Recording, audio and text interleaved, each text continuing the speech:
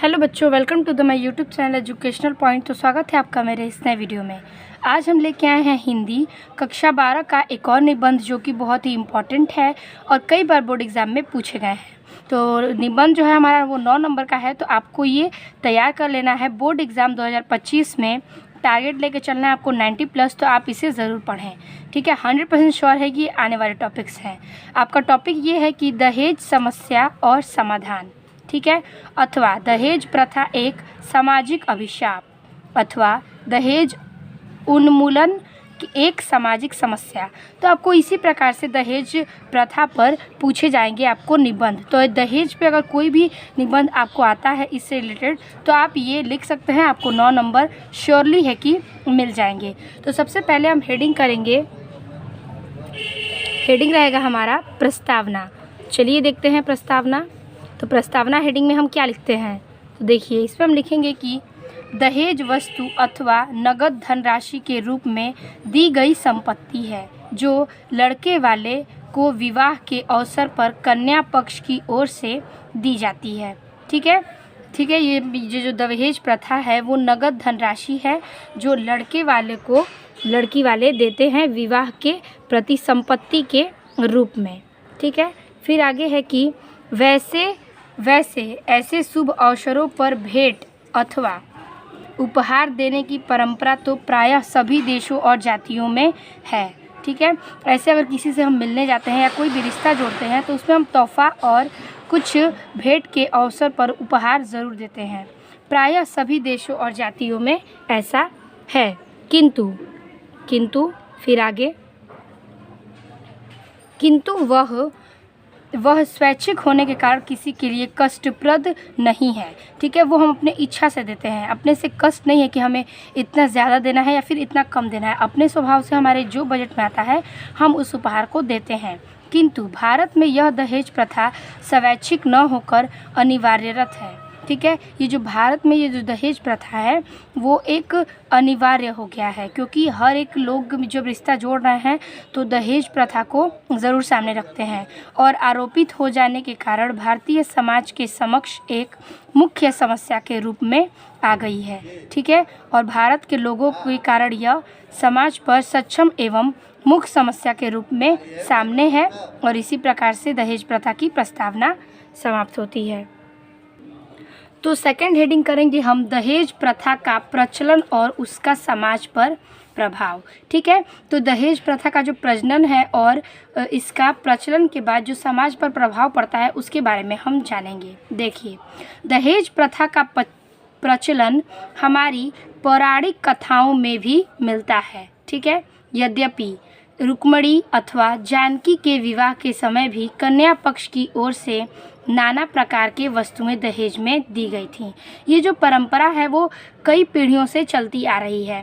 माता जानकी और रुक्मिणी जी की भी शादी में यानी कि विवाह में कन्या पक्ष से नाना प्रकार की वस्तुएं दहेज में दी गई थीं, किंतु इस बात का कहीं उल्लेख नहीं मिलता है। ठीक है, इस बात का कहीं भी प्रचार नहीं है और ये इसका उल्लेख कहीं नहीं मिलता है।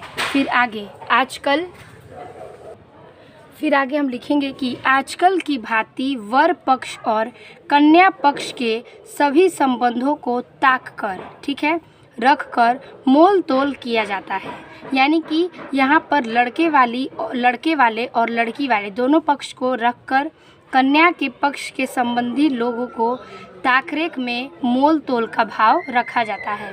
प्राचीन काल में दहेज जहाँ दो परिवारों के बीच स्नेह और सौहार्द को बढ़ाने में सहायक सिद्ध होता है। ठीक है, यहाँ पर जो प्राचीन काल के परिवार हैं उसके बीच में स्नेह और सौहार्द को बढ़ाने का भी सहायक सिद्ध होता है। आधुनिक युग में वही दहेज कटुता और विवाद पैदा करने में सहायक होता है। ठीक है, आधुनिक युग में जब दहेज की कटुता का विवाद करते हैं तो यहाँ पर कुछ रिश्तों में खटास पैदा हो जाती है। तो वही कह रहा है कि विवाद पैदा करने में सहायक होता है। फिर है, हम पैराग्राफ चेंज करेंगे और आगे लिखेंगे कि आज के युग में दहेज का यह दुष्परिणाम है कि गरीब बाप अपनी सयानी और योग्य कन्या को योग वर के हाथ नहीं सौंप पाता। ठीक है। आजकल की जो गरीबी है उससे जो बाप जूझते हैं वो अपनी कन्याओं के विवाह में पूर्ण तरीके से खर्च नहीं कर पाते क्योंकि वो गरीब हैं। लेकिन यहाँ पर लड़के वाले का पक्ष ये रहता है कि हमें इतना चाहिए तो उतना चाहिए, तो वो एक सही इंसान के हाथ में अपनी कन्या का हाथ नहीं सौंप पाते। यदि नहीं धोखाधड़ी अथवा झूठे वादे करके वह किसी संपन्न परिवार में अपनी लड़की को ब्याहने का साहस भी नहीं करता है, ठीक है, वो किसी बात को छिपा कर या फिर धोखे में रखकर वादे कर अपनी बेटी का ब्याह नहीं करा पाता, तो यह सौदा भी उसके लिए महंगा सिद्ध होता है, ठीक है। अगर कोई लड़की है, अगर आप उसकी ब्याह करवा रहे हैं किसी बड़े से घर में और आप दहेज नहीं देते हैं तो बाद में आपको ये महंगा सिद्ध हो सकता है, क्योंकि वो लड़के वाले उसके साथ क्या करेंगे, क्या व्यवहार करते हैं वो आपको नहीं पता है। इसलिए ये करने में भी बाप जो है वो बहुत डरते हैं अपनी कन्याओं का विवाह करने में। विवाह के बाद उसे दहेज की धनराशि या तो पाई जोड़कर चुकानी पड़ती है। विवाह के बाद उस बाप को जो है धनराशि पाई कर चुकानी पड़ती है, नहीं तो क्या होता है उसकी कन्या को आजीवन तड़प कर और घुटन भरी जिंदगी बितानी पड़ती है। अगर आप दहेज पूर्ण रूप से नहीं भर पाते हैं, तो अगर आप उनकी मांगों को पूरा नहीं करते हैं, तो भारत में यहाँ तक पहुँच चुकी है बात कि कन्याएं जो हैं वो तड़प कर रह जाती हैं और कुछ नहीं कह पाती और अंत में वो आत्महत्या करने की भी कोशिश करती हैं, यहाँ तक बात पहुँच जाती है। तो ये थी दुष्प्रभाव से दहेज प्रथा के प्रकार से, ठीक है। अब हम देखेंगे दहेज प्रथा रोकने के प्रयास। तो दहेज प्रथा को रोकने का प्रयास किस तरह हम करें, तो चलिए इसे देखते हैं। तो हेडिंग आप इस प्रकार से कर लीजिएगा, दहेज प्रथा रोकने के प्रयास। इसमें हम लिखेंगे कि दहेज प्रथा को रोकने के लिए सरकारी स्तर पर बड़ी कड़ाई से कदम उठाए जा रहे हैं, ठीक है। यहाँ पर सरकार जो है वो बड़ी कड़ाई से कदम उठा रहे हैं, नए नियम और कानून लागू करते हैं। दहेज प्रथा को रोकने के लिए कई राज्यों में अध्यादेश भी जारी कर दिए गए हैं, ठीक है। इसको रोकने के लिए कई राज्यों में अध्यादेश भी जारी करवा दिया गया है सरकार के द्वारा, किंतु जब तक उसमें समाज का सहयोग नहीं मिलेगा, जब तक उसके साथ समाज नहीं खड़ी रहेगी, उसकी सफलता निश्चय ही संदिग्ध बनी रहेगी, तो उसकी समस्या जो है वो उसी तरह से बनी रहेगी। दहेज प्रथा को रोकने में सबसे बड़ी बाधा हमारी खोखली सामाजिक परंपराएं हैं, जिनके चक्कर में पड़कर हम, ठीक है, जो दहेज प्रथा है वो सबसे बड़ी बाधा हमारा समाज है, क्योंकि वो देखते हैं कि अगर हमारे भी लड़के हैं तो उन्हें भी दहेज नहीं मिल पाएगा, तो वो सबसे बड़ी बाधा है और वो इन सब में साथ नहीं देते, जिस प्रकार से दहेज प्रथा रोकने में बहुत ही समस्या पड़ती है। फिर आगे लिखेंगे कि विवाह के अवसर पर झूठी शान शौकत का प्रदर्शन करते हैं, बहुत हो चुका इसका प्रदर्शन, अब यह नाटक समाप्त होना चाहिए, ठीक है। तो यहाँ पर अगर आपको दहेज ही लेना है तो झूठी शान शौकत का प्रदर्शन क्यों करना, तो इसी को रोकने के लिए लोग कहते हैं कि इसे अब हमें बंद करना चाहिए। अगर आप यहाँ चुप रहेंगे तो फिर आगे समाज का ये जो है दहेज प्रथा बंद नहीं हो पाएगा, इसलिए हमें इस कार्य में सहयोग करना चाहिए और समाज के साथ साथ सरकार की भी बात माननी चाहिए, तब ये विवाद खत्म हो पाएगा। तो ये था उसके प्रयास के कारण।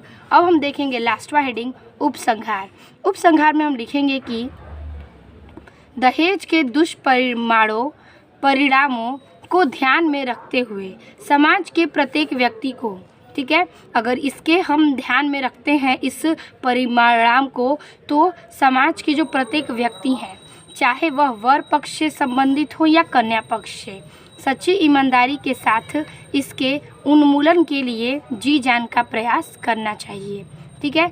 अगर वो लड़के वाले से पक्ष से हो या लड़की वाले के पक्ष से, अगर इसमें साथ दिया जाए तो यहाँ पे क्या है, जो जी जान से प्रयास किया जाए तो इसका निवारण निकल सकता है। यदि इसमें थोड़ी सी लापरवाही की गई तो यह भीतर समाज को खोखला बना देगा और एक दिन हम अपने पारस्परिक स्नेह सद्भावना को त्याग कर वैवाहिक संबंधों जो हमारी सांस्कृतिक गरिमा पर एक कटारी चोट होगी। ठीक है, कह रहा है कि अगर हम इसे ईमानदारी से, अनमूल्य और जी जान लगाकर प्रयास करें तो ये चीज़ संभव हम कर सकते हैं। यदि इसमें थोड़ी सी भी हम लापरवाही करते हैं तो यह भीतर ही भीतर यह भीतर से समाज को खोखला बना देगा और हम दिन प्रतिदिन उसके अपने पारस्परिक स्नेह और संभावना को त्याग देंगे और वैवाहिक संबंधों में हमारी कोई भी संस्कृति और गरिमा का कोई भी भाव नहीं रहेगा और उस पर एक करारा चोट देगा। तो ये था हमारा उपसंहार और ये पूरी दहेज प्रथा पर इसकी कहानी थी। 9 नंबर का है तो आप इसे नोट कर लीजिएगा। आई होप आपको समझ में आ गया होगा। मिलते हैं आपसे इसी प्रकार के एक और नए वीडियो में, तब तक के लिए धन्यवाद।